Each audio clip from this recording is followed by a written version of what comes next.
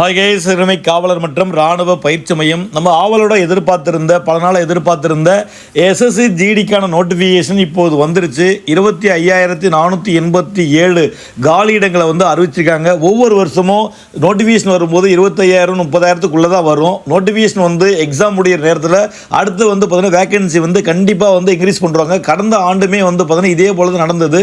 ஆனால் வேகன்சி பார்த்தீங்கன்னா இப்போ 52,000 வேகன்சி கிட்ட மேலே ஆக்கிட்டாங்க. இந்த வருஷமும் 25,000 வேகன்சி தான் அப்படின்னு குறைவே நினைக்காதீங்க. நீங்கள் அப்ளிகேஷன் போட்டதுக்கப்புறம் கண்டிப்பாக ஒரு 25,000 வேகன்சி மறுபடியும் அப் பண்ணுவாங்க. நோ ஃபீல் பண்ணாதீங்க. நல்ல வேகன்சி வந்திருக்கு. அதாவது அப்ளிகேஷன் இன்னிலேருந்து, அதாவது 1/12/2025 அடுத்த மாதம் ஜனவரி 1 ஓகேங்களா, 1/1/2026 வரைக்கும் நீங்கள் அப்ளிகேஷன் போட்டுடலாம்.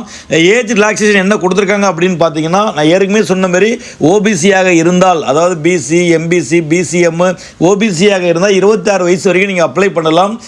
எஸ்சி எஸ்டி இருந்தால் 28 வயசு வரைக்கும் நம்ம அப்ளை பண்ணலாம். ஓகேங்களா, இது எந்த டேட்லேருந்து எந்த டேட் வரைக்கும் நம்ம அப்ளை பண்ண முடியும், இது எல்லாமே பார்த்தீங்கன்னா காலையில் கண்டிப்பாக ஒரு நல்ல பெரிய விளக்கமான ஒரு வீடியோவை கண்டிப்பாக நான் போடுறேன். அது மட்டும் இல்லை, வாய்ப்பு சரியாக பயன்படுத்திங்க. நம்ம அவளோட எதிர்பார்த்திருந்த செலெக்ஷன் வந்துருச்சு. தமிழ்நாடு காவல்துறை எக்ஸாமில் நீங்கள் மார்க் கம்மியாக எடுத்துகிட்டு ஃபீல் பண்ணுறவங்களுக்கு மிகப்பெரிய வாய்ப்பை மிஸ் பண்ணுறாதீங்க. இஸ் அகாடமியில் பிரத்யேகமான பயிற்சி போயிட்டுருக்கு. நோட்டிஃபிகேஷன் வந்தாச்சு. இனி பார்த்தீங்கன்னா நமக்கு எக்ஸாம் பார்த்தீங்கன்னா மார்ச் அண்ட் ஏப்ரலில் வந்துடும். கிட்டத்தட்ட 3 மாதம் இருக்குது. 3 மாதம் எஃபர்ட் போட்டால் ஒரு சென்ட்ரல் கவர்மெண்ட் வேலை உறுதி. முடிஞ்ச அளவுக்கு ஷேர் பண்ணுங்கம்மா. Thank you so much.